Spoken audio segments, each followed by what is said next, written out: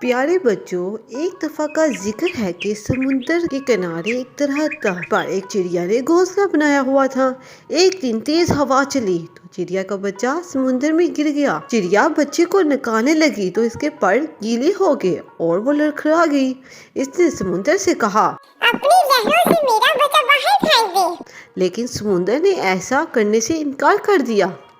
चिड़िया बोली, देख, मैं तेरा सारा पानी पी जाऊंगी, तुझे रेगिस्तान बना दूंगी। समुंदर ने अपने गुरूर में गर्ज कर कहा, ऐ चिड़िया, मैं चाहूँ तो सारी दुनिया को गर्क कर दूं।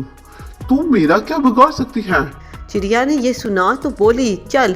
फिर खुश्क होने को तैयार हो जा। ये कहकर इसने समुद्र से पानी का एक घूंट भरा और उड़कर दरख्त पर बैठ गई। फिर आई, घूंट भरा, फिर दरख्त पर जा बैठी।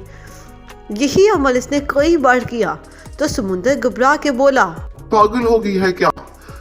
क्यों मुझे खत्म करने लगी? मगर चिड़िया अपने दिल में ये अमल दोहराती रही। अभी इसने सिर्फ 20-25 बार ही पानी के घूंट पिए होंगे कि समुद्र ने एक जोर की लहर मारी और चिड़िया के बच्चे को समुद्र से बाहर फेंक दिया।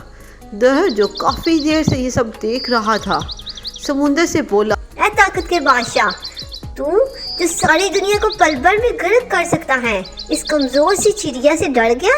ये बात मेरी समझ में नहीं आई।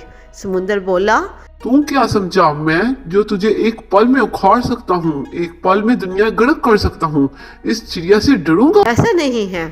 दरअसल मैं तो एक माँ से डरा हूँ, माँ के जज्बे से डरा हूँ।